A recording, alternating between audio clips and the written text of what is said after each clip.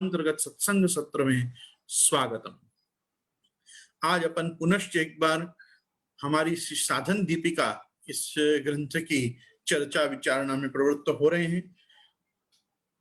कल ठाकुर जी की महत कृपा से हमने सेव्य स्वरूप के प्रकार, स्वरूप स्थापन इत्यादि इन सब चीजों में प्रवेश किया और आज अपन ठाकुर जी पधराने का क्रम, ठाकुर जी पुष्टाने का क्रम, ठाकुर जी में प्राण प्रतिष्ठा आदि की अपने यहाँ क्या पद्धति पूर्वाचार्यों ने रखी है, कैसे श्री महाप्रभु जी ने उसको समर्थन दिया है, कैसे महाप्रभु जी की आज्ञानुसार प्रभु और चरण श्री गोपीनाथ जी अपने मत और अपने अभिप्राय को यहाँ पे, और सबसे बड़ी बात है सिद्धांत को आप जो प्रकट कर रहे हैं, तो अपन आज सिद्धांत बोध के आज के हमारे अध्याय में ये सब कारिकाओं को हम देखेंगे।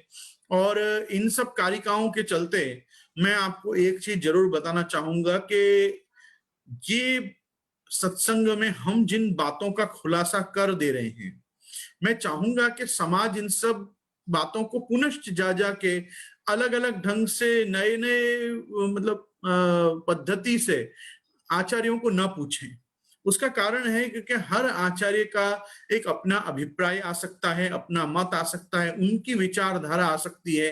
लेकिन अभी हम जिस विषय पे यहाँ चर्चा कर रहे हैं, इसमें हम हमारे संप्रदाय के मूल आचार्यों की वाणी का अवगाहन कर रहे हैं। मतलब श्री महाप्रभु जी, प्रभु और चरण और प्रभु चरण श्री गुसाई जी, इनसे बड़ी अथॉरिटी संप्रदाय में कोई भी नहीं है। तो मेरे किसी भी शब्दावली को ऐसे न लें कि ये गोविंद राय जी का मत है या ये श्री गोविंद राय उवाच है। नहीं, मेरा इसमें कोई उवाच नहीं है। मैं आपके सामने श्लोक पढ़ूंगा, श्लोक का जो अनुवाद, भावार्थ, शब्दार्थ हो सकेगा मैं आप लोगों तक पहुंचाऊंगा, जो मैं अद्यावधि करता आया हूं।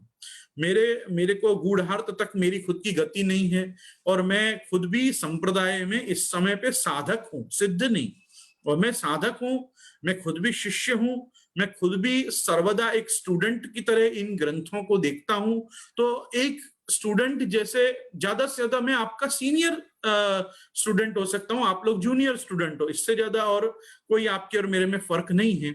लेकिन और ये बात मैं जस्ट आउट ऑफ ह्यूमिलिटी या ग्रेटिट्यूड नहीं कह रहा हूं, मैं ऐसा मानता भी हूं हृदय से कि मेरे को अभी तक इतनी प्रौढ़ता संप्रदाय में नहीं आई है कि मैं मेरा मत रखूं। मेरा मत नहीं है, मेरे को जो चीज समझ में आई मैं आप तक कन्वे कर रहा हूं। इसलिए अन्य आचार्यों का बुद्धि प्राबल्य मुझसे बहुत ज्यादा हो सकता है ही। और अगर वहां जाके भी ये सेम क्वेश्चन करोगे, कुछ और आंसर मिलेगा, तो पुनश्च कंफ्यूजन डेवलप होंगी। और आज संप्रदाय के पिछड़ने का बहुत बड़ा कारण कंफ्यूजन है। जो भगवान ने कहा था ना, श्रद्धावान लभते ज्ञानम तत्परः संयतेन्द्रिय ज्ञानम लब्ध्वा पराम शांतिम अचिरेणाधिगच्छति अज्ञश्च अश्रद्धानश्च संशयात्मा विनश्यति नायम लोकोस्ति न परो न सुखम संशयात्मनः। आज अपने यहाँ सबसे ज्यादा लोग संशयात्मा हो चुके हैं, डाउट करते हैं, हर चीज के ऊपर पूछते हैं क्या ऐसा होता है, क्या ऐसा होता है। और वो जिज्ञासा से अनुप्राणित नहीं होता है, वो प्रश्न प्राय लोगों का संशय से अनुप्राणित होता है। तो हमको हमारे संप्रदाय के सिद्धांतों पे संशय नहीं करना है, हम जिज्ञासा से पूछ सकते हैं, जिसको इंक्वायरी, इंक्विजिटिवनेस, क्यूरियोसिटी, एक वांटिंग टू नो समथिंग, ये जो एक डिजायर है, इससे अपनी वो ज्ञान पिपासा को, मतलब यूं समझो कि उस प्यास को, you should quench the thirst of knowledge by getting the answer from an authority. और अपने पास जो अथॉरिटी है वो स्वयं गोपीनाथ प्रभुचरण हैं, इस समय श्री गुसाई जी हैं, श्री महाप्रभु जी हैं।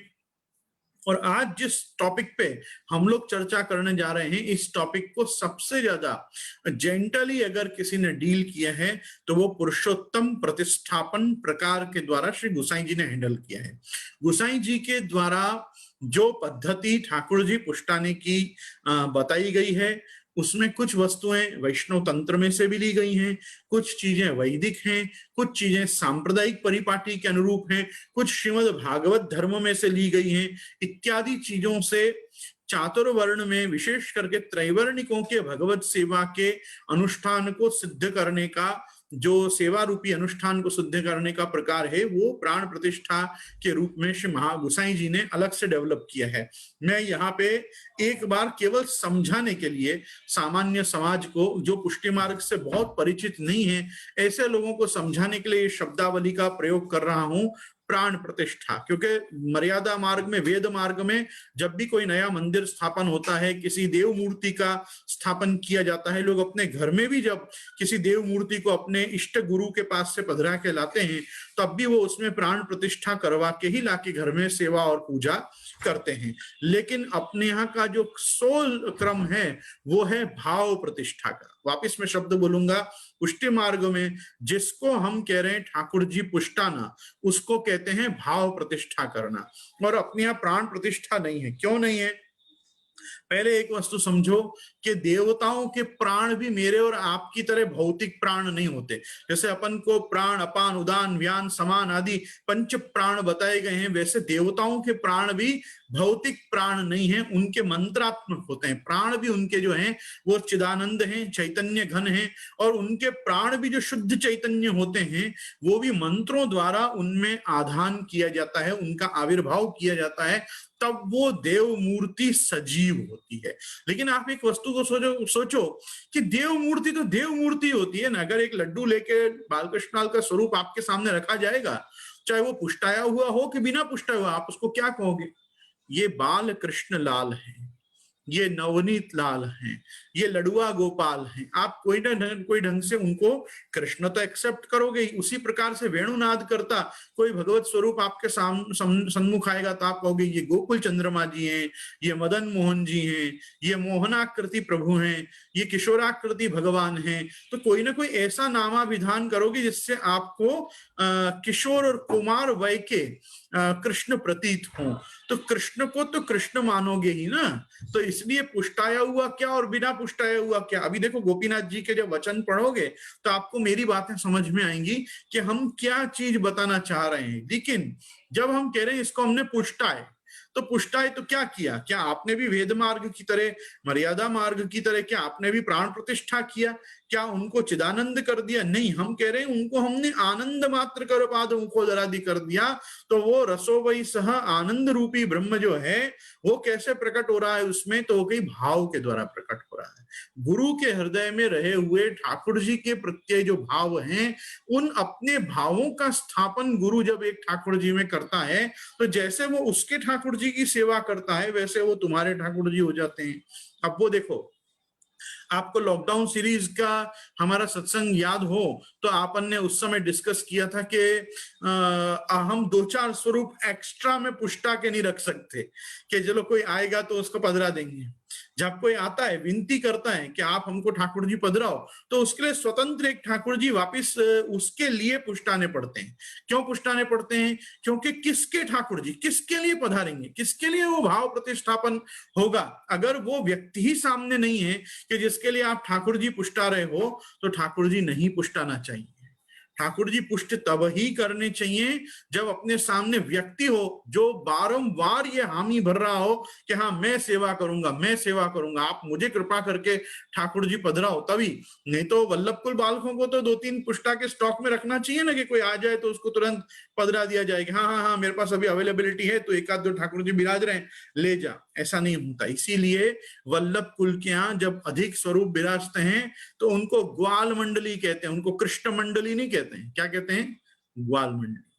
ग्वाल मंडली मतलब अभी ये ग्वाल बाल होके वहां विराज रहे हैं। जब किसी के माथे पधारेंगे तो वल्लभ कुल उनको पंचामृत करेंगे, शुद्धोदक स्नान कराएंगे, पुरुषोत्तम प्रतिष्ठापन प्रकार अथवा श्री हरिराय महाप्रभु द्वारा विरचित स्वमार्गीय स्वरूप स्थापन प्रकार से उनको परिपुष्ट करके, अपने भावों से उनको पुष्ट करके आपको पधराएंगे और क्या कहेंगे? ये मेरो सर्वस्व है, ताकू तू अपनो सर्वस्व करी जानियो। जैसे श्री महाप्रभु जी, जैसे श्री प्रभुचरण गुसाई जी वार्ता जी में जब किसी को ठाकुर जी पधराते तो सगरी रीति भांति मार्ग की बताई के वाकू खास आज्ञा महाप्रभु जी करते, यह मेरो सर्वस्व है, मैं तो कू पधराए रहे हूं, तू या को अपनो सर्वस्व करी जानियो।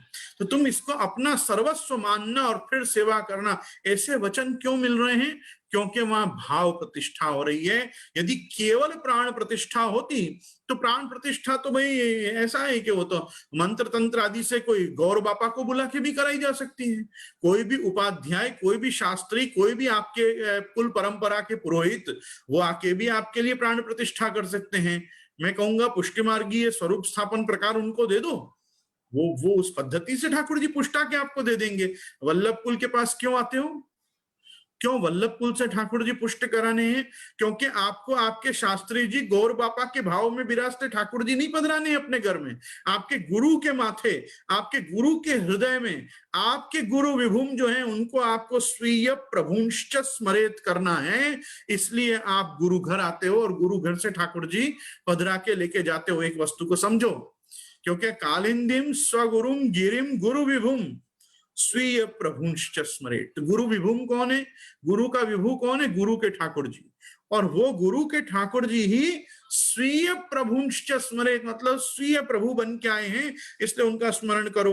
जो श्री गोवर्धन नाथ पाद युगलम हय्यंग वीण प्रियम नित्यम श्री मथुराधिपम सुखकरम श्री विठ्ठलेशम मुदा श्रीमद्वारवतीश गोकुलपति श्री गोकुलेन्दुम विभुम। ये सब विभुम है। श्रीमन मन्मथ मोहनम नटवरम श्री बाल कृष्णम भजे श्रीमद वल्लभ विठ्ठलौ गिरिधरम गोविंद रायाभिधम श्रीमद बालक कृष्ण गोकुलपति नाथम रघुणाम तथा एवं श्री यदुनायकम किल घन श्यामम चतध्वंसजान कालिंदिम। यमुना जी कालिंदिम स्वगुरुम, अपने गुरु जी, गिरिम गुरु विभुम, गिरिम गिरिराज जी, श्री गिरिराज जी का स्मरण रोज है, और गुरु विभुम गुरु के ठाकुर जी, श्री प्रभुंश्च स्मरेत, और मैं मेरे ठाकुर जी का स्मरण। तो गोवर्धन धर से लेकर तुम्हारे ठाकुर जी तक कितने स्वरूप तुम्हारे माथे और तुम्हारे हृदय में विराज रहे हैं? ठाकुर जी में भी गुरु विराज रहा है। इसलिए कालिंदिम स्वगुरुम गिरिम गुरु विभुम, दो बार गुरु का वर्णन है। एक बार तो खुद गुरुदेव विराज रहे हैं मेरे ठाकुर जी के रूप में और मुझे शिक्षा दे रहे हैं सेवा की। और अरे भाई वो तो स्पष्ट अपने आता ही है ना कि आप सेवा करी शीख वे श्री हरि भक्ति पक्ष वैभव सुदृढ़ की दो। तो वल्लभाख्यान में देखो कि आप सेवा करी शीख वे श्री हरि, तो आप खुद सेवा करके सिखा रहे हैं। तो कैसे सिखा रहे हैं? श्री महाप्रभु जी के रूप में सिखा रहे हैं, श्री गोसाई जी के रूप में सिखा रहे हैं, यहाँ गोपीनाथ प्रभु चरण के रूप में सिखा रहे हैं। तो आप खुद सेवा करके हमको सिखा रहे हैं और भक्ति पक्ष वैभव सुदृढ़ की दो, और वो इस प्रकार से अपने हृदय में भक्ति के पक्ष के वैभव को दृढ़ कर रहे हैं। तो एक वस्तु समझो कि अपने घर विराजता ठाकुर जी टोटलिटी में, अपनी टोटलिटी में ये सब कुछ है। गोवर्धन नाथ पाद युगलम से लेकर और अपने गुरु विभूम तक जितना वर्णन आया है वो सब तुम्हारे ठाकुर जी में विराज रहे हैं। इसलिए ना तुम्हारे यहाँ पलंगड़ी जी की जरूरत है, ना तुम्हारे यहाँ अलग से गिरिराज जी शालिग्राम जी की जरूरत है, ना पृथक यमुना जी की जरूरत है। झारी जी आ गए, यमुना जी आ गए, गांधी जी आ गई, गिरिराज जी आ गए, माला जी आ गई, चारों युथाधिपति आ गए, चार कलश आ गए। अरे हर प्रकार की भावना में पूरा लीला परिकर वैष्णव के घर में है। अगर एक वेणु जी के साथ एक लडुआ गोपाल घर में विराज रहा है तो पूरा लीला सृष्टि वहां है। कहाँ ढूंढ रहे हो सब चीजों को? आपके आसपास ही सब कुछ है, आपके पास ही सब कुछ है। उन पदार्थों में वैसी दृष्टि लाओ और वो दृष्टि से अपने ठाकुर जी को देखो कि ये श्रीनाथ जी नाथद्वारा में विराजमान से लेकर और मेरे गुरु घर में विराजते ठाकुर जी तक जो कुछ भी मैंने वर्णन किया है सुबह मेरे मंगलाचरण में, वो स्वीय प्रभुंश्च स्मरेत, वो ही मैं मेरे ठाकुर जी में देखूंगा। अपने घर में ठाकुर जी का विराजना मतलब अपने माथे पे सातों स्वरूप, नौ निधि, सातों बालक, अपने गुरुदेव गिरिराज जी, यमुना जी सब विराजना है। क्योंकि वो एक ठाकुर जी ही तुमको अपने 360 दिन की लीला का सुखदान करेगा, तुमको सब तुम्हारे श्रेय प्रेय सिद्ध करेगा, तुम्हारे ऐहिकम पारलौकिकम सबको साधेगा, क्योंकि वो तुम्हारे लिए आया है।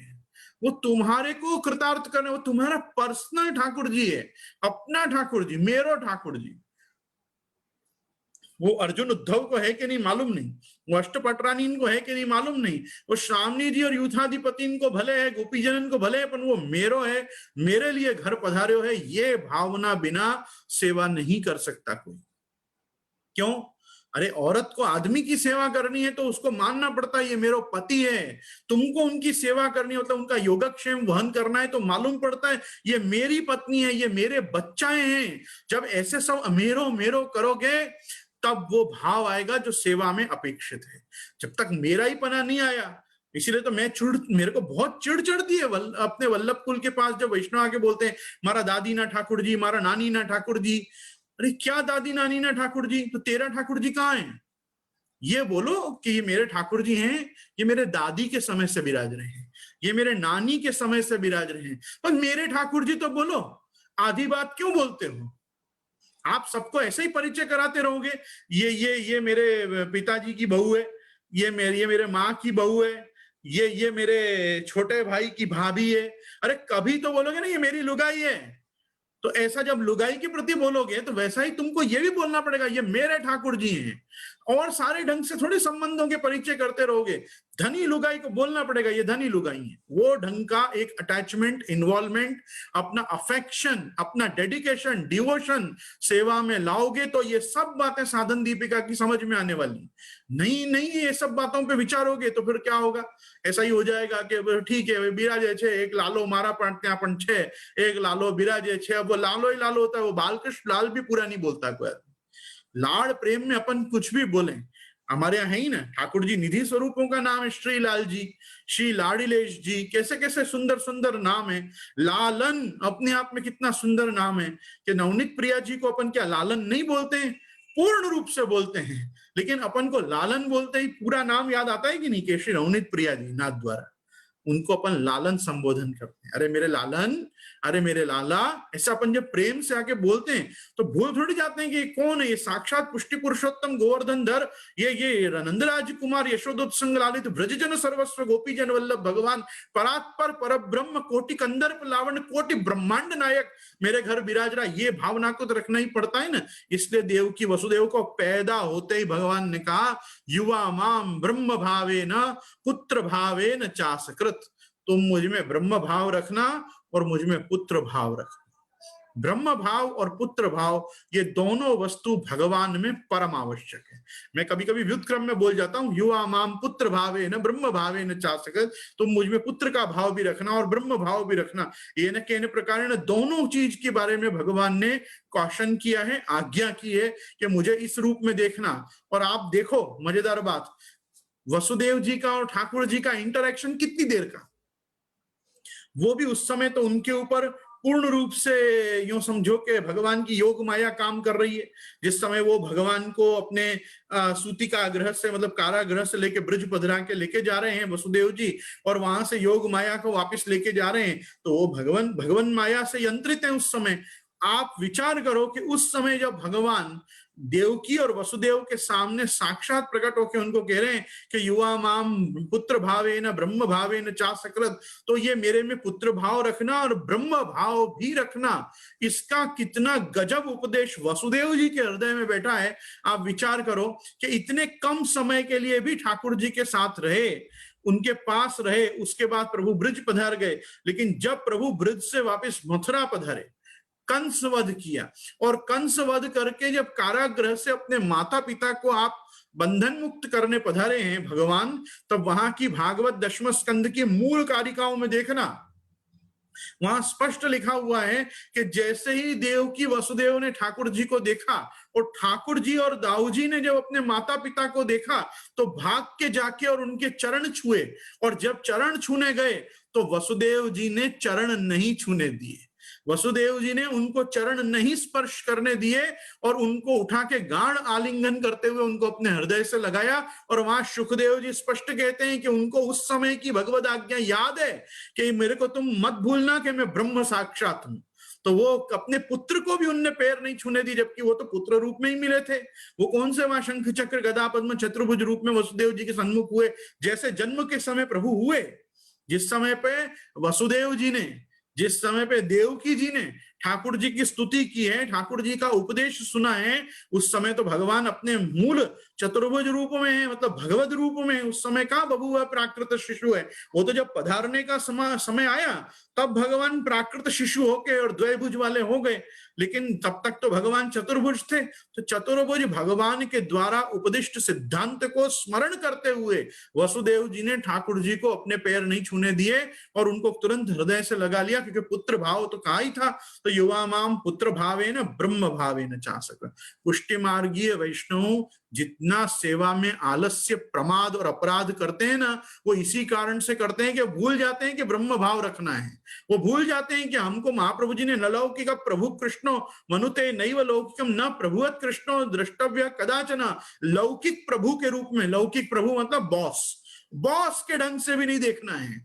बॉस का भी बॉस, सारे बॉसेस का बॉसेस, वो ढंग से अपने को अलौकिक भाव जो भगवान में रखना है, उसका जो बार बार प्रतिध्वनित वो जो भाव अपने यहाँ होता है ग्रंथों में, ये उन ग्रंथों के भावों के आधार पर लिखे हुए ये सारे शास्त्र हैं। अपन को कभी भी ठाकुर जी को संप्रदाय में, सेवा में, अपने घर में, अपने माथे विराजते अपने संग में लाइटली नहीं लेना चाहिए, टेक इट फॉर ग्रांटेड नहीं लेना चाहिए। सेवा में बहुत सीरियसनेस की जरूरत है। वो आपके मोक्ष का एकमात्र सुगम मार्ग है, राजमार्ग, expressway to salvation, liberation and whatever the thing you call to the moksha. जबकि मैं तो साल्वेशन और लिबरेशन शब्दों से कोई बहुत प्रसन्न नहीं होता। ये भी एक एब्राहमिक थॉट है अपने यहाँ, क्योंकि अपने यहाँ तो बार बार जो सेवा करने आना है तो सालोक के सामीप्य शास्त्री, सालोक के सामीप्य सारूप्य शास्त्री एकत्वम अप्युत दीयमानम न गृह्णन्ति विना मत सेवनम जना।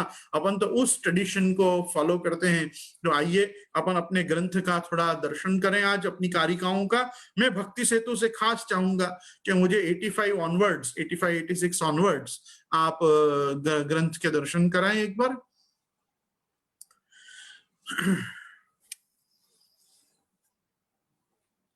कल हमने 87 और 88 यहाँ तक तो 87 तक तो 86 तक तो हमने देखा ही था। और तीर्थ तो ये निजैर मंत्रे संस्कृताम सुमनोहराम लघुमेव भजेद मूर्तिम यथा लब्धोपचारकैहि, यहाँ तक हमने कल देखा था। मैं थोड़ा इसका सिंहावलोकन जरूर करूंगा, लेकिन आज का हमारा जो क्रम शुरू होता है वो ये 88 से होता है। नात्र प्राण प्रतिष्ठादि व्यापकत्वाद जीवतः स्थान शुद्ध्यर्थमेवैतत् शब्दार्थमपि सद्गुरोः अशुचि स्पर्शने तस्याः तथा पंचामृतैरपि होमैर्दानेन संशोध्या वैदिकेन निजात्मवत् गुरुदत्तां स्वयं लब्धां भक्तैरपि सुपूजितां व्यंगांगिमपि सेवेत यदि भावो न बाध्यते प्रातरारभ्य मध्याह्नावधि चैवापराह्नके तल्लीलानुभावेन भजे स्वगुरु सम्मता। आज अपन लोग यहाँ 91 तक ग्रंथ के दर्शन करेंगे। मैं थोड़ा एक जल्दी में 85 86 से एक बार स्टार्ट करूंगा। तो मैं चाहूंगा कि भक्ति सेतु मुझे पुनश्च एक बार मेरे श्रोता मंडल के सामने रखा जाए। और इस प्रकार से हम जब ग्रंथ देख रहे हैं तो कल हमने देखा था कि सेव्य भगवत स्वरूप के प्रकार, सेवा को प्रकार, स्वरूप प्रतिष्ठा को प्रकार, स्वरूप की शुद्धि को प्रकार और स्वरूप कहाँ ते प्राप्त करनो ताको प्रकार इत्यादि विषयक उपदेश। अब इसमें 86 और 87 ये दो जो हमने कल श्लोक देखे थे, इसका मैटर था कि भगवत स्वरूप के प्रकार क्या है और सेवा को प्रकार क्या है। तो सेवा के प्रकार में तो स्पष्ट कहा कि सेवा का प्रकार यही है कि जो मिले, जितना मिले उससे हमको ठाकुर जी की सेवा करनी है। और चित्र मूर्ति रविज्ञानाम पराधीनात्मनाम अपि शुचिश लक्ष्मणापि इच्छाम च गुरुदत्ताम भजेद्वरैहि तीर्थ तो ये निजैर मंत्रे संस्कृताम सुमनोहराम लघुमेव भजेद मूर्तिम यथा लब्धोपचारकैहि। पवित्र, सुकुमार और अति सुंदर ऐसे गुरु सो प्राप्त भगवत स्वरूप की सेवा करनी। श्री यमुना जी जैसे श्रेष्ठ तीर्थ जल सो संप्रदाय परंपरा सो प्राप्त निजमंत्रन सो संस्कार करे भय सुंदर मनोहर बहुत बड़े नहीं, ऐसे भगवत स्वरूप की सहजता सो उपलब्ध वस्तुओं सो सेवा करे। जिनको सेवा विधि आदि को पूर्ण ज्ञान न होए और अथवा पराधीन होए वे ते अन्य भगवत स्वरूप की सेवा करवे की अनुकूलता जिनको न होए, तिनको भगवान के चित्र स्वरूप की सेवा करनी उचित है। जो स्वरूप सेवा लालन के रूप में या मदन मोहन जी के रूप में या कोई अन्य श्याम स्वरूप आदि के रूप में नहीं कर सकते हैं, उनको चित्र सेवा से अपने सेवा व्यवहार को चलाना, ऐसा उपदेश किया है। दूसरा, 2-3 चीजें इसमें ये बताई गई हैं कि गुरु दत्ताम भजेत वरई, गुरु से तो लेने ही हैं। अब वो पुष्टा के लेने हैं, गुरु के पास से ही कोई ठाकुर जी पधराने हैं, उसका आगे निरूपण करेंगे। आज हम देख रहे हैं तीसरी चीज, और तीसरी चीज है स्वरूप प्रतिष्ठा को प्रकार। बहुत जबरदस्त बात कहते हुए यहां श्री गोपीनाथ जी प्रारंभ कर रहे हैं कि नात्र प्राण प्रतिष्ठादि व्यापकत्वाद जीवत स्थान शुद्ध्यर्थमय वैतत् शब्दार्थमपि सद्गुरो हो। पर ब्रह्म श्री कृष्ण तो सर्वव्यापक होए वे थे, और वो मनुष्य देवता आदीन के जैसे प्राकृत नहीं होए वे थे। श्री कृष्ण के स्वरूप में प्राण प्रतिष्ठा आदि शास्त्रीय विधि करवे की पुष्टि भक्ति संप्रदाय में आवश्यकता नहीं है। पूर्व श्लोक में है संस्कार तो शिला धातु काष्ठ आदि सो मूर्ति बनी है, वह स्थान की शुद्धि के अर्थ गुरु की आज्ञा प्राप्त करवे के अर्थ होता है। तो कहा कि पूर्व के श्लोक में जो ये बताया है ना कि तीर्थ तोयर निजैर मंत्रैर संस्कृतांशु मनोहराम, तो ये जो संस्कृत करना है ना, ये स्वरूप की शुद्धि के लिए बताया गया है कि अपने को यमुना जी के जल से, कच्चे दूध अथवा पंचामृत से, और ये सब प्रकार से जो अभ्यंग आदि करके अपने को आंवला के अभ्यंग से और चंदन के अभ्यंग से जो प्रभु को शुद्ध करना है, ये प्रभु के श्री विग्रह के पदार्थों की शुद्धि के लिए है, भगवान के प्राण प्रतिष्ठा के लिए नहीं। लेकिन साथ में क्या कहा है, निजैर मंत्रैहि, स्वसांप्रदायिक परंपरा से आते मंत्रों से भी हम प्रभु के स्वरूप का संस्कार कर रहे हैं। प्रभु के आविर्भाव के लिए वो कार्य हम नहीं कर रहे हैं उस समय पे, ये गुरु ही करेंगे। ये तुमको जो लाके कहा है कि सेवा चालू कर दो, वो कौन से परिस्थिति में कहा है? वो ऐसी परिस्थिति में कहा है कि जब कृष्ण सेवा परम वीक्ष्य दंभादि रहितम नरम श्री भागवत तत्वज्ञम भजे जिज्ञासुरादराग, गुरु के लक्षण बताए, ऐसा गुरु मिलना चाहिए। और उसके बाद कहा तदभावे स्वयं वापी मूर्तिम कृत्वा हरे क्वचित परिचर्याम सदा कुर्यात्। ये जो महाप्रभु जी की आज्ञा हुई कि मान लो ऐसा गुरु तुमको न मिले तो कहीं से भी ठाकुर जी का स्वरूप लाओ और परिचर्या मतलब सेवा करना प्रारंभ कर दो। तो तुम वो कैसे प्रारंभ करोगे? तो भाई उसके लिए बताया कि तीर्थ तो यही, यमुना जी के जल से, गंगा जी के जल से पहले ठाकुर जी का स्नान कराओ, उनको कच्चे दूध अथवा पंचामृत से अभिषेक करो, अभिषेक करके अपने संप्रदाय के निज मंत्रों से मतलब अष्टाक्षर सगद्य पंचाक्षर उनसे तुलसी समर्प के उनके वक्षस्थल पे हाथ रखे और कृष्णाश्रय आदि का पाठ करके मानो के साक्षात सर्व सामर्थ्य सहित सर्वत्रैवाखिलार्थ कर शरणस्त समुद्धारम कृष्णम विज्ञापयामि, हम जो मैं कह रहा हूं वो इन्हीं के लिए कह रहा हूं, इनसे ही विनती कर रहा हूं कि आप मेरी सेवा स्वीकारना शुरू करो। इस अर्थ में वो वहां पे था जब गुरु न मिले तब। लेकिन यहाँ पे क्योंकि मिल रहे हैं, अवेलेबिलिटी है गुरु की, गोपीनाथ जी भी हैं, गुसाई जी भी हैं, पुरुषोत्तम जी भी हैं, गुसाई जी के साथ लालन भी हैं, तो स्पष्ट कह रहे हैं शुचिष्म लक्ष्मणा पीच्याम च गुरुदत्ताम भजेत वरहि, तो गुरु के पास से ही ठाकुर जी पुष्ट करवाना, ठाकुर जी उनसे ही लेना, ये भी एक कल्प आप यहाँ पे प्रस्थापित कर रहे हैं फर्स्ट। और यहां जिस प्राण प्रतिष्ठा का आप निषेध कर रहे हैं, वो क्यों निषेध कर रहे हैं कि भाई प्राण प्रतिष्ठा किसकी होगी? जिसके प्राण वहां नहीं होंगे वहां उसकी होगी, पर जो सर्वत्र है उसकी कैसे प्राण प्रतिष्ठा होगी? तो हरिव्यापक सर्वत्र समाना, तो भगवान तो सर्वव्यापी हैं, और भगवान क्योंकि सर्वव्यापी है ना, इसीलिए वेदांत में उनको कहा गया है भूमा।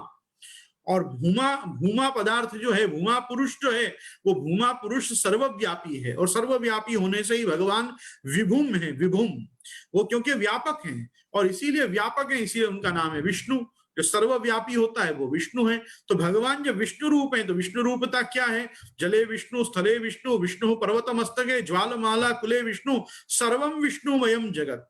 और पूरी दुनिया कैसी है? विष्णु और भगवती माया योगी नाम अपनी मोहिनी। भगवान की जो भगवती माया है उससे मोहित तो पूरा ये जगत है।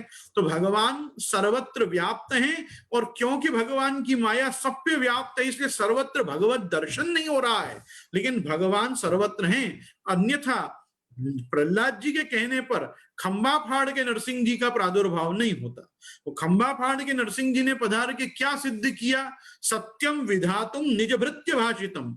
उनके भक्त ने कहा कि हाँ, इस खंभ में भी भगवान है, और वो क्योंकि उसने खंभ विस्फोट किया तो उसके खंभ के प्रताड़ित करते ही प्रहलादोपि तथा दृष्ट्वा दधौतम परमेश्वरम पूर्वोक्तम तदमच स्मृता प्रणाम कृतांजलि तावत् प्रतिस्फुटिर स्तंभो वीक्षते दैत्य सुनना आदर्श रूपो दैत्यस्य खड़क्तो यह प्रतिष्ठिता तन्मध्ये दर्शते रूपम बहु योजन मायिताम। आज कोई बहुत योजन लंबा थोड़ी कोई उसका पिलर था, उसका जो स्तंभ था, जिस स्तंभ को फाड़ के भगवान नरसिंह प्रकट हुए, वो तो जितना महल की साइज होगी, महल की हाइट होगी उतना ही होगा। पर क्या हुआ कि बहुयोजन मायिताम अतिरौद्रम महाकायम दानवानाम भयंकरम महानेत्रम महावक्रम महादंष्ट्रम महाभुजम महानखम महापादम कालाग्नि सदशाननम कर्णात कृति विस्तारम वदनम चाति भीषणम। अति भीषण एक विग्रह बाहर आया। वो क्यों बाहर आया? क्योंकि सत्यम विधातुम निजभृत्य भाषणम। भागवत जी कहती है कि केवल अपने भक्त के वचन को सिद्ध करने के लिए, सत्य करने के लिए भगवान खंभा फाड़ के एक नॉन लिविंग मैटर में से एक लिविंग एंटिटी, वो भी न मृगम न मानुषम, न वो पूर्ण रूप से जानवरी था, न वो पूर्ण रूप से मानुषी था, वो न तो एंथ्रोपोलॉजी में आ सकता था, न मॉर्फिज्म में आ सकता था। वो एंथ्रोमॉर्फिक इंकारनेशन लेके जो भगवान इंकारनेट हुआ, वो एंथ्रोमॉर्फिक इंकारनेशन अपने आप में ये बताता है कि भगवान विष्णु सर्वव्यापी हैं, वो साक्षात नारायण हैं, और ये जितना भी कुछ प्रकट हुआ है ये सब नारायण समुद्भवम। ये अंतर्बहिष्य तत्सर्वम व्याप्य नारायण स्थितः। तो अंतर्बहिष्य तत्सर्वम व्याप्य नारायण स्थितः कहाँ? तो कहा कि यस्य किंचित जगत सर्वम दृश्यते श्रूयते पिवा, यस्य किंचित जगत सर्वम दृश्यते श्रूयते पिवा अंतर्बहिष्य तत्सर्वम व्याप्य नारायण स्थिता। तो जो नारायण की, जो विष्णु की सर्व व्यापकता है, अगर हम उस भगवान को यहाँ पे पूजना चाह रहे हैं तो उसके लिए स्वतंत्र नात्र प्राण प्रतिष्ठादि व्यापकत्वाद जीवत स्थान शुद्ध्यर्थमैवैत शब्दार्थम अपि सद्गुरो हो। और केवल अपने गुरु के वचनों पे अपने को विश्वास हो, और गुरु कहे कि हाँ ये तेरे ठाकुर जी और तू याकू ठाकुर जी मान के भज, इसके लिए ये सब संस्कारों की आवश्यकता है। अन्यथा पुष्टि मार्ग में प्राण प्रतिष्ठा की आवश्यकता नहीं है। पुष्टि मार्ग में तो भाव प्रतिष्ठा की आवश्यकता है, और भाव प्रतिष्ठा उसी को कहते हैं कि जिससे अपन अपने गुरु के प्रणालिका के अनुसार अपन सेवा कर सकें। और इसके लिए यहाँ पे 89 श्लोक में आप आज्ञा कर रहे हैं, आशुचि स्पर्शने तस्याः तथा पंचामृतैरपि होमैर्दानेन संशोध्या वैदिकेन निजात्मवत्। कबहुक सेव्य भगवत स्वरूप को अपवित्र को स्पर्श हो जाए अथवा कोई अवैष्णव वाके दर्शन करी जाए, तो जैसे स्नान आदि सो अपन अपनी शुद्धि करत हैं, तैसे ही सेव्य स्वरूप की शुद्धि हो पंचामृत, होम, दान तथा वैदिक कर्म आदि सो करनो। अब देखो यहाँ पे, यहां तक तो बात समझ में आई कि अशुचि स्पर्शने तस्याः, अगर कोई अपवित्र वस्तु का स्पर्श हो जाए अपनी भगवत सेवा में, जैसे भगवत सन्मुख रजस्वला स्त्री को नहीं आना चाहिए, भगवत सन्मुख सूतकी को नहीं आना चाहिए, भगवत सन्मुख अपने यहाँ चांडाल आदि जो हीन योनि मानी गई हैं उनको भगवत दर्शन नहीं होना चाहिए कायदेसर। तो अभी क्या है, मैं ये सब विषयों में बहुत ज्यादा प्रकाश नहीं करूंगा, नहीं तो आम्बेडकर स्मृति के कारण मैं दंडित भी हो सकता हूं, क्योंकि हमारा प्रजातांत्रिक धर्मनिरपेक्ष राज्य में हम कुछ भी नहीं बोल सकते, भले चाहे फ्रीडम ऑफ स्पीच में आप कुछ भी बोलो, परंतु जैसे ही आप किसी में उच्चता और नीचता और दुष्टहीनता और तुच्छता ये सब बातें करते हो तो आपको जेल जाने की नौबत आ जाती है। और मुझे ऐसा अभी कृष्ण जन्मभूमि के दर्शन करने का अभी कोई इच्छा हो नहीं रही है हाल, तो मैं अभी इस विषय में बहुत नहीं बोलूंगा, लेकिन इतना जरूर कहूंगा कि जो लोगों को वर्ज है कि उनको इस समय भगवत सन्मुख नहीं होना चाहिए, यदि वो भगवत सन्मुख तब होते हैं तो ठाकुर जी को पंचामृत स्नान कराना पड़ता है।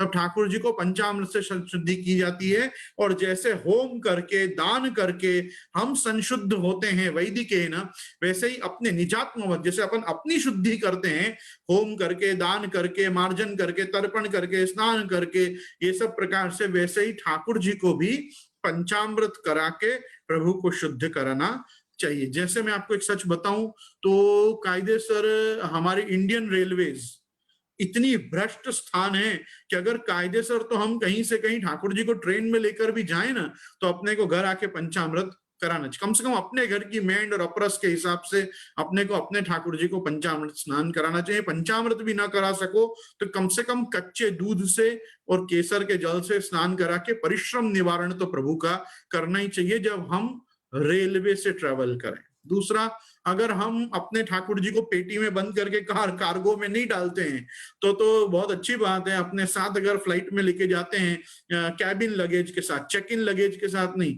अब तो कोई समस्या नहीं है।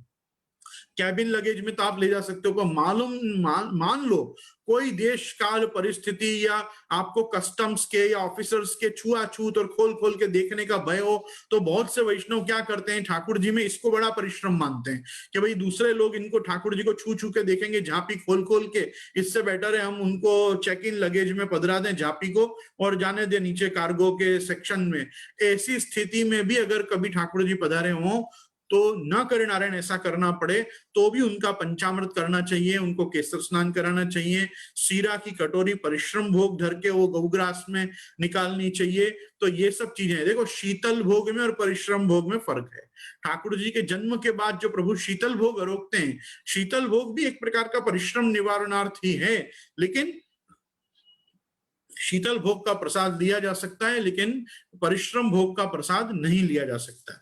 इसलिए परिश्रम भोग में हम जो भी कटोरी रखते हैं वो प्रायः सीरा की या थूली की ऐसे ही रखते हैं, फाड़ा की जिसको आप कहते हैं मीठे फाड़ा की गेहूं के, तो उसको फिर बाद में गौग्रास में ही निकाल दिया जाता है, उसका प्रसाद नहीं लेते। अपन ने परिश्रम दिया हो या अपने कारण परिश्रम पड़ा हो और फिर परिश्रम के निवारणार्थ अपन को धरें और फिर उसी का चटकेरे से प्रसाद लें, इसका कोई अर्थ नहीं बनता। क्या आपके क्या परिश्रम की मजा लेनी थी क्या आपको? इसलिए परिश्रम भोग का प्रसाद नहीं लिया जाता, उसको निकाल देते हैं। शीतल भोग का अपन ले सकते हैं। ठाकुर जी बाहर पधारते हैं, उनको पधारने में जो परिश्रम होता है उसमें अपन बीरी अरोगाते चलते हैं, ग्वाल पतु की अरोगाते चलते हैं, डबरा अरोगाते हैं, शीतल भोग का पना अरोगाते हैं, तो उसका तो खूब आनंद से प्रसाद देते हैं क्योंकि वो लीला का अंगभूत है। लेकिन अपन ट्रेन में ठाकुर जी को उठा के ले गए कहीं से कहीं, वो कोई ठाकुर जी की लीला का अंगभूत नहीं, हो तुम्हारी लीला का अंगभूत है। इसलिए वहां पंचामृत कराना चाहिए शुद्धिकरण करके। ये अशुचि स्पर्शने तस्याः तथा पंचामृतैरपि होमैर्दानेन संशुद्ध्या वैदिकेन निजात्मवत्। जैसे वैदिक लोग अपनी निज आत्मा को शुद्ध करने के लिए होम करके दान करके और सब प्रकार से शुद्धि करते थे, वैसे ही ठाकुर जी का भी शुद्धिकरण का विचार करना चाहिए। अपने झांपी की सफेदी को बदलना चाहिए। झांपी में विराजमान सफेदी को लोग शाश्वत भाव से कोरी मानते हैं, ऐसा नहीं मानना चाहिए। वो ठाकुर जी के यूज करे बाद विराजे बाद वो भी वस्तु जो है वो सर्वथा कोई कोरी नहीं है। उसको ठाकुर जी ने यूज कर लिया मतलब वो भी धुलने लायक ही सफेदी है। तो सफेदी जितनी हो भगवत सेवा के प्रयोग में आती, चाहे वो मुख वस्त्र हो, अंग वस्त्र हो, बाहर गांव से आने के बाद वो खासा होने चाहिए, अपने घर की अपरस के अनुसार वो निकलने चाहिए। ये सब चीजों का भी ध्यान थोड़ा अशुचि स्पर्शने तस्या तथा पंचामृतैरपि में ध्यान देना चाहिए। हर वस्तु अपने खासा होती है। झारी के नेवरा उतार के झारी भी घर आके अलग से मंजनी चाहिए। नया नेवरा चढ़ा सको तो नया नेवरा चढ़ाना चाहिए। बाहरगांव ले जाने का ठाकुर जी के बहुत सारी उसके साथ क्रम जुड़े हुए हैं सेवा के, तो एकदम ऐसा लाइटली नहीं लेना चाहिए कि हाँ भाई हम जैसे घर आ गए वैसे ठाकुर जी भी घर आ गए। अरे घर आ गए तो उनको व्यवस्थित करो, जैसे तुम आके घर में सेटल होते हो ठाकुर जी को भी सेटल करो वापिस घर में, क्योंकि वो भी इतने दिन बाहरगांव रह के कहीं ना कहीं तो परिश्रमित हुए ही हैं।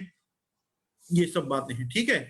अब यहाँ पे 90वें श्लोक में आप आज्ञा कर रहे हैं, गुरु दत्ताम स्वयं लब्धाम भक्तैरपि सुपूजिताम व्यंगांगिमपि सेवेत यदि भावो न बाध्यते। गुरु द्वारा पधराई स्वयं को कहीं ते प्राप्त भई अथवा पूर्व में अन्य को भगवदीय जाकी सेवा करी होए ऐसी, अथवा यदि भाव बाधित न होए तो खंडित होए गई होए ऐसे भगवान मूर्ति की सेवा हो संप्रदाय में हो सके है। मर्यादा मार्ग में खंडित स्वरूप, खंडिता, दग्धा, पतिता, ये सब स्वरूपों को जल में प्रवाहित कर दिया जाता है, जलाशय में पधरा दिया जाता है। मर्यादा मार्ग में आप उनकी सेवा नहीं कर सकते। मर्यादा मार्ग मतलब वेद मार्ग, वेद मार्ग में खंडित स्वरूप की सेवा नहीं है पॉसिबल। लेकिन वल्लभ संप्रदाय में, पुष्टि मार्ग में, अगेन मैं कहना चाहूंगा, हमारे यहाँ क्योंकि प्राण प्रतिष्ठा आदि नहीं होती, हमारे यहाँ भाव प्रतिष्ठा होती है। हमारे यहाँ ठाकुर जी पुष्ट होते हैं। पुष्ट मतलब हेल्दी, पुष्ट हो जाना मतलब हेल्दी होना। किस चीज से healthy? With your feelings, your emotions and sentiments of your respective गुरु। तो आपके गुरु ने क्योंकि अपने माथे विराजते ठाकुर जी उसमें पधराए हैं, इसलिए वो ठाकुर जी परिपुष्ट हैं। तो पुष्ट ठाकुर जी जो हैं, ही इज कंप्लीटली हेल्दी। अब वो अगर वो फ्रैक्चर्ड हैं कहीं से, अगर उनका अंग भंग हो गया है, तो भी अगर अपना भाव खंडित नहीं हुआ है, तो क्योंकि वहां भाव प्रतिष्ठा हुई है, आप भग्न स्वरूप की भी सेवा कर सकते हो। कोई जरूरी नहीं है कि खंडित स्वरूप की ही सेवा करना, लेकिन अगर खंडित हो जाए तो, मतलब पुष्टि मार्ग कैसे विचारता है, आपके बच्चा का हाथ फ्रैक्चर हो गया क्या, तो बच्चा को निकाल दोगे क्या? It is so simple. अगर आपके बच्चा के अंदर पैर टूट गया तो मतलब बच्चा को जल में प्रवाहित कर देने का, अरे ये कोई सेंस हुआ क्या?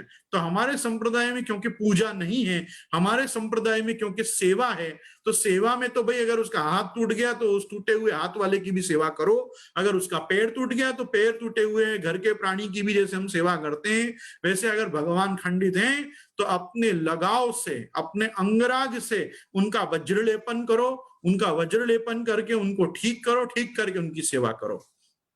सेवा नहीं छोड़नी। तो ना ठाकुर जी बदलने, या अच्छा अब नया ठाकुर जी लाता हूं। ये कोई गणपति विसर्जन वाला खेल नहीं है कि 1 साल का गणपति हो गया, पुराना गणपति हो गया, 10 दिन पूज लिया, आप उठा के जल में प्रवाहित कर दो। ये भगवान साक्षात है, ये देवता नहीं है। देवता सब आवाहन और विसर्जन के अधीन है। देवता मंत्र से बुलाए जाते हैं, मंत्र से ही भेज दिए जाते हैं, ज्यादा देर टिकते नहीं, पट्टा पे आके बैठते हैं, तुम्हारे हाथ से कुछ लेते नहीं, तुमको छूते भी नहीं। देवी देवता को तुम्हारा स्पर्श भी पसंद नहीं, तुम्हारे गंध मात्र से वो भाग जाते हैं, मालूम है? उनको तो गंधोदक, शुद्धोदक यही सब देते रहना पड़ता है, चोखा चढ़ाना पड़ता है। तुमको पता भी नहीं चलता वो कैसे आते हैं, कैसे जाते हैं, कि तुम्हारा पंडित क्या बोलता है तुमको समझ में नहीं आता है। वही बुलाता है, वही भेज देता है। तुम खाली क्या करते हो, अपने पास जो प्राप्त पदार्थ है उनसे उनकी पूजा करते हो, वो भी परोक्ष पूजा। आधे देवता तो सुपाड़ी में आते हैं, आधे देवता कलश में आते हैं, आदि षोडश मात्र का आदि वो लड्डू या गोबर के पिंड पे आती हैं। कौन सा देवता है जो तुम्हारे सामने आना भी चाहता है? कोई देवता को रस नहीं तुम्हारे में। कभी अपने घर की षोडश मात्र का पूजन, ग्रह शांति, ये सब देखना, कहाँ कहाँ मंडल मंडल बना बना के और सर्वतोभद्र मंडल आदि का पूजन करते करते तो तुम पूजन करते हो। क्यों? Devta is not interested to touch you, he lives in something 7 star hotel, he doesn't want to meet you, even you are a poor guy. तो ऐसी स्थिति में तुम्हारे पास देवताओं को रस नहीं। ठाकुर जी बेचारा क्योंकि दरिद्र नारायण है, तो दरिद्री के यहाँ भी आ जाता है कि चल तू कचुनी तो मिश्री तो धरेगा ना मेरे को। ये मिश्री धरने वाले वो भी ऐसे दरिद्री है कि जो धरना चाहे तो पूरा 56 भोग रोज धर सकते हैं, पर कहते ना हमने तो मिश्री नहीं आज्ञा छे, और वो आज्ञा कभी परिवर्तित कराने आते भी नहीं हमारे पास। वो तो बरसों बरसों तक मिश्री धर के ही प्रसन्न रह जाते हैं। ऐसे भी लोग अपने यहाँ संप्रदाय में हैं। ऐसा नहीं होना चाहिए। ये सब जो प्रकार दिए गए थे, ये तुम्हारे को प्रैक्टिस सेशन दिया गया था कि 1 साल तू मिश्री भोग की सेवा कर ले, दूसरे साल से दूध घर प्रारंभ कर, तीसरे साल से अंसखड़ी धर, चौथे साल से नागरी भी साथ में धर, 5वें साल से तो कम से कम, अब तो पंचवर्षीय योजना भारत में आ गई, अब तो कम से कम सेवा कर, सखड़ी भोग जो रसोई बने सो भोग धर। मन अपने यहाँ बस मिश्री की कटोरी धर के समझता है कि मैंने तो पद्मनाभ दास के छोले अरोगा दिए, अब क्या जरूरत है कोई और चीज की। तो ऐसा संप्रदाय में नहीं होना चाहिए। अपन जो बना के खा रहे हैं वो प्रभु अरोगने ही चाहिए, और जो प्रभु अरोगे वो प्रसाद रूप में अपन घर में लेने चाहिए। तो दास धर्म और सेवक धर्म है, नहीं तो सब व्यवस्था व्यवस्था ही है, वो व्यवस्थित ही है। संप्रदाय में प्राप्ति है ये क्रम। ऐसा नहीं है कि कोई असांप्रदायिक बात है कि मिश्री भोग की कोई सेवा का प्रकार नहीं है। अरे मधुराधिपते अखिलम मधुरम है, तो मिश्री भी मधुर मधुर है, पूर्ण रूप से मधुर है। उसमें सर्व पदार्थ, सर्व वस्तुएं भगवान को प्राप्त है। ऐसा नहीं है, भगवान तो उसमें भी आपकी प्रेम की तन्मात्रा देखते हैं कि आप कितने प्रेम से आप उनको वो चीज धर रहे हो। लेकिन मैं एक बात बता रहा हूं कि क्रमशः भक्ति वृद्धिंगत हो रही है, तो सेवा क्रम भी थोड़ा थोड़ा वृद्धिंगत होना चाहिए। सेवा क्रम को गौण करते जाएं, ओके, हम तो इतने साल से सेवा कर रहे हैं, तो क्या सेवा कर रहे हो वो एक खुद से प्रश्न करो, उसका उत्तर कोई गुरुजन आपको नहीं देंगे। इसलिए यहाँ पे कह रहे हैं गुरु दत्ताम स्वयं लब्धाम भक्तैरपि सुपूजिताम व्यंग्यान्यपि सेवेत यदि भावो न बाध्यते। आपका भाव खंडित नहीं होता हो तो आप खंडित स्वरूप की सेवा कर सकते हो, इसमें कोई प्रॉब्लम वल्लभ संप्रदाय को, पुष्टि संप्रदाय को नहीं है। फर्स्ट। दूसरा, अब ग्रंथ शुरू, मतलब श्लोक शुरू कहां से होता है? गुरु दत्ताम। सबसे पहले गुरु से विनती करो, मुझे कोई अच्छा स्वरूप आप पधरा दो। गुरु के पास ग्वाल मंडली में जो भी बालकृष्ण रेजिमेंट हो, उसमें से एक आध जवान लेके जाओ घर में। वो बालकृष्ण रेजिमेंट क्या काम की है? वो सब तुम्हारे घर आके फौजी खड़े रहने चाहिए ना, तुम्हारी भक्ति को टिकाए रखने के लिए। तो एक आध बालकृष्ण रेजिमेंट में से ठाकुर जी ले जाओ ग्वाल मंडली में से, और उनकी सेवा सानंद करो। फर्स्ट का ऑप्शन यही है, गुरु दत्ताम। दूसरा है स्वयं लब्धाम। कहीं से कोई गुरुजन के पास से आपको प्राप्त हो गए, या स्वयं लब्धाम में वो आते हैं ना लोग, नानी ना ठाकुर जी, दादी ना ठाकुर जी, फूफी ना ठाकुर जी, उसमें भी आश्चर्य देखो, कभी कोई नहीं कहेगा नाना ना ठाकुर जी, दादा ना ठाकुर जी, फूफा ना ठाकुर जी, क्योंकि नाना दादा फूफा तो इंटरेस्टेड थे ही नहीं, जो थे वो दादी फूफी नानी यही लोग इंटरेस्टेड थे। तो मुझे बड़ा दुख होता है ये बात सुन के। अरे बोलना भी था तो ये बोलो ना, हमारा नाना जी ना ठाकुर जी, हमारा दादाजी ना ठाकुर जी, पर दादाजी ना ठाकुर जी। वो सब क्या तुम बड़े गोकर्ण भैर, वो सब क्या धुंधुकारी थे क्या? तो तुम अपने आप को खाली गोकर्ण मानते हो, वो सबको धुंधुकारी बता दिया तुमने कि उनने तो सेवा करी नहीं, जो कर रहे हम ही कर रहे हैं। ऐसा नहीं, उनका भी नाम लेने का कि ये उनके ठाकुर जी। तो गुरु दत्ताम स्वयं लब्धाम भक्त है, और भक्तैरपि सुपूजिताम। अब कोई पुराने भक्त ने सेवा करी हो, तुम्हारा संबंधी नहीं, स्वयं लब्धाम में संबंधी, और जो संबंधी नहीं फिर भी तुमको ठाकुर जी पधरा गया, कोई वारसा दे गया अलौकिक का, तो अलौकिक वारसा जिसका तुम लेके बैठे हो वो है भक्तैरपि सुपूजिता। भक्त के द्वारा पहले सुपूजित मूर्ति। अब देखो भक्तैरपि सुपूजिता में कौन आए, आप विचार करो। सारे 252-84 वैष्णवन के ठाकुर जी।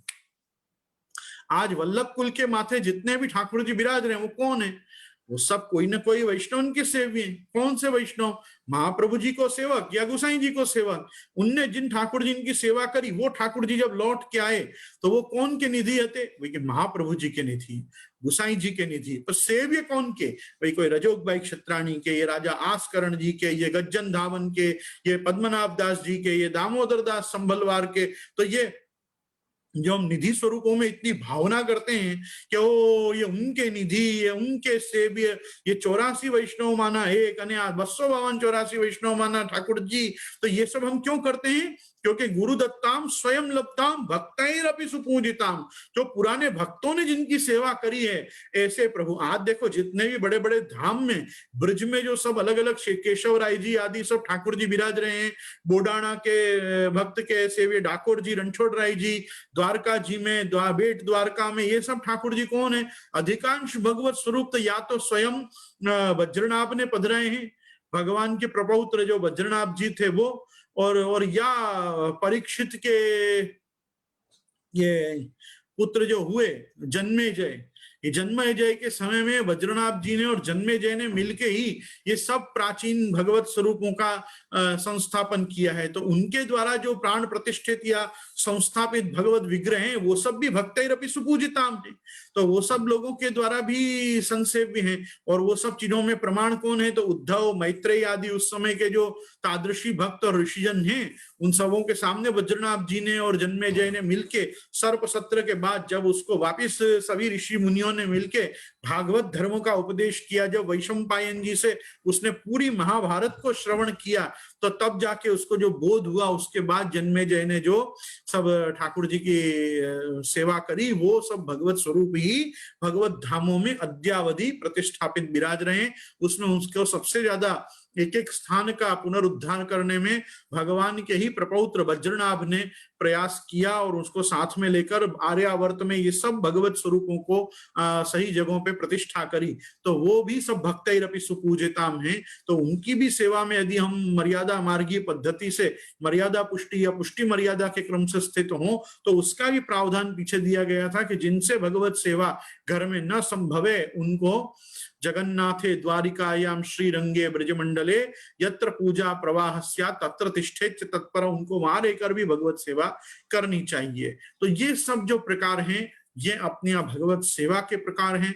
और गुरु दत्ताम स्वयं लब्धाम भक्तैरपि सुगुरुताम में, गुरु दत्ताम में आप गुरु के पास ठाकुर जी का स्वरूप लेके गए और उनने उसमें पुरुषोत्तमात्मक जातायाम न स्वरूपे न तो भगवते स्वरूपादि बुद्धि कर्तव्या अपितु साक्षात गोकुलेशोयमिति मत्वा, ये जो अपने यहाँ की भावना है कि उनको साक्षात गोकुलनाथ जी समझकर, उनको गोवर्धन नाथ जी समझ के हमको सेवा करनी है, केवल स्वरूपादि बुद्धि प्रभु में नहीं रखनी है, ये सब प्रकार को यदि हम ध्यान में रखेंगे तो पता चलेगा वल्लभ संप्रदाय में पुष्टाने की जो परंपरा है वो सबसे ज्यादा स्वस्थ परंपरा, वो स्वस्थ परंपरा है। क्यों? क्योंकि उसमें बहुत सारे दोषों को अवकाश नहीं है, और अगर कोई दोष या अपराध बन भी जाए तो तुरंत परिश्रम हो गए, तुरंत पंचामृत है, तुरंत शुद्धोदक स्नान है, और वापस ठाकुर जी भी वैसे ही और तुम भी वैसे ही।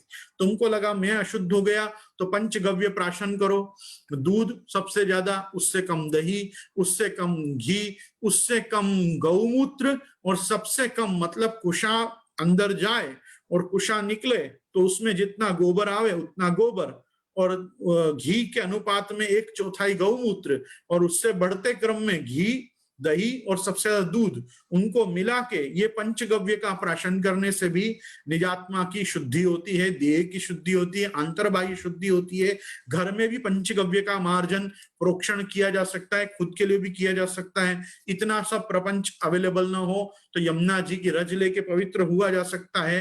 श्रीनाथ जी से प्राप्त जो ब्रज रज का या चरणामृत का पेड़ा होता है, उसमें यदि भगवत चरणामृत सम्मिलित हो तो उससे अपनी संशुद्धि हो जाती है। यमुना जी की लोटी घर विराज रही हो तो यमुना जी का पान करने से भी अपन शुद्ध हो जाते हैं। कुछ भी ना विराज रहा हो तो मनसा विष्णु चिंतन करके यमुनाष्टक के पाठ करने से भी आदमी शुद्ध हो जाता है। तनु नवत्वमेतावता न दुर्लभ तमारतिर मुनिपुम इत्यादि वाक्यों का श्रवण करो तो तनु नवत्व प्राप्त होगा, तो अलौकिक देह वापस आ जाए, सेवोपयोगी देह संपादित हो, इसके लिए भी संशुद्धि के प्रकार अपने यहाँ दिए गए हैं। ब्राह्मण है तो संध्या और गायत्री करने से भी पवित्र होता है, तो ब्राह्मण संध्या गायत्री से जैसे पवित्र होता है, होमेर दानेन संशुद्धिया जैसे बताया कि होम और दान से व्यक्ति शुद्ध होता है, तो ये सब प्रकारों से अपना शुद्धिकरण और प्रभु का शुद्धिकरण करके अपन संशुद्ध सुसंस्कृत प्रकार से अपने घर में वारंवार सेवा कर सकते हैं, वही स्वरूप की सेवा कर सकते हैं। ना ऐसी कोई विधान दिया हुआ है कि कोई भगवदीय सेवा करते हों, वो भगवदीय लीला पधार है तो उनके साथ उनके ठाकुर जी भी लीला पधार जाएं और वही उनको ऊपर गोलोक में लेके जाएं, फिर वापस ठाकुर जी पुष्टाने पड़े, वापस गुरु घर लाओ, फिर तुम्हारे लिए ठाकुर जी पुष्टावें। ये सब प्रपंच भी मैंने बहुत सुनी है। अगर ये सब बातों में कोई भी सत्यता होती तो महाप्रभु जी और गुसाई जी की निधि का तो कोई मतलब ही नहीं होता, क्योंकि महाप्रभु जी लीला में पधारे, फिर ठाकुर जी पुष्टाए गुसाई जी ने, फिर गुसाई जी लीला में पधारे, फिर ठाकुर जी पुष्टाए गिरधर जी ने, गिरधर जी लीला में पधारे, फिर दामोदर जी ने पुष्टाए। यही करते रहते क्या बैठे बैठे सब जन के वाके साथ को, तो लीला संबंध को स्वरूप वाके साथ चलो गयो। और ये सब भी मैं बहुत सब ये स्टोरीज सुनता हूं, मुझे बहुत दुख होता है। ऐसा संप्रदाय में कुछ नहीं होता है। जिसको मरना है मरो, जिसको जीना है जियो। ठाकुर जी तो जहां का जहां बैठा है वहीं बैठा रहता है, उसको क्या लेन देन है।